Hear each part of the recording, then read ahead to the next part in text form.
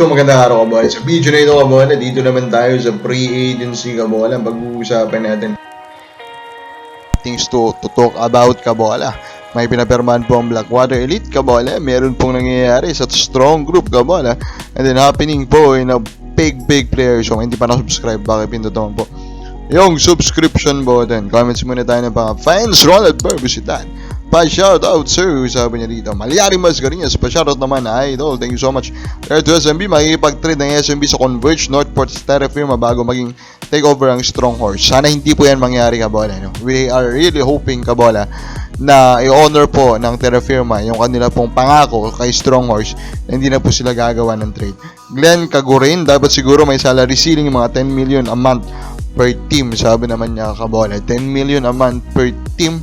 There's a good chance yung top 2 o top 3 po na rooster currently in the PBA umaabot na po actually nga sa ganyan or sobra pa kabola. So again, salary cap kabola, for me of course that is a good thing that will help in the parity po of the league. Now let's talk about this Spurs po na kabola. So there's rumors nga po, nilabas po ito kabola nitong si Sir Homer Sison na merong interest pang strong group kabola to buy the franchise naman po ng Phoenix kabola. And this for me is a big discussion point. So multiple sources daw yung nagsasabi niyan kabola na interested pang strong group. Alam naman natin yung strong group kabola, no?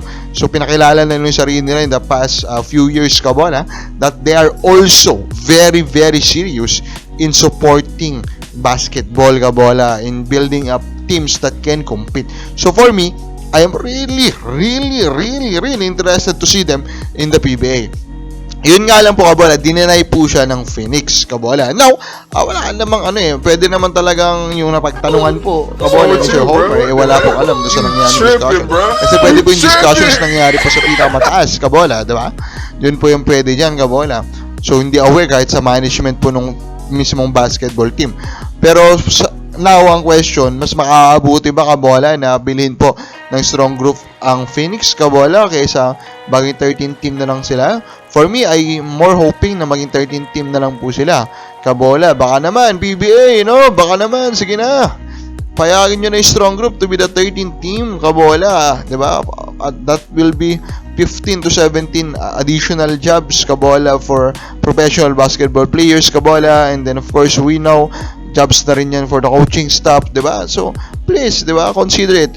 And can you imagine the PBA having 5 legit independent teams kabola, diba? That will really tilt the balance into potential parity. And with parity, I still do believe that our league will be better.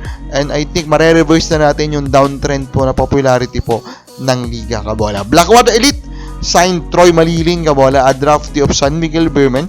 He is an underrated player kabola. So ang kwento dito nung papasok po sa draft is ito nga po hindi nakapagpakitang gilas masyado sa UAAP, other than the fact that he's playing for Ateneo kasi nagka-injury, pero the potential is really high kabola. Nabigyan din naman po ng ilang conference ata sa San Miguel before tuluyan po siyang pakawalan. Now, tingnan natin kung makipapakita po yun ng Blackwater Elite. And I do hope may pakita po yun kasi sa mga nabasa ko talaga kabola, sa mga napakinggan ko, he is a special talent kabola na may issue lang sa injury. And then of course, nagka-issue na sa development niya. Pero tingnan natin, baka may isaayos pa. Then of course, ito na nga, no? So sabi ni tong si Snowbad, nagkaka-issue ngayon sa kampo po ng Cebu Gems, yung pabalik po na team sa MPBL, at baka hindi po matuloy nga na kunin po nilang isang Greg Slaughter kabola. For me, kung hindi rin naman sana makapaglaro po sa PBA si Greg, sana naman sa MPBL, and it will be good for him to play for his home province sana kabola.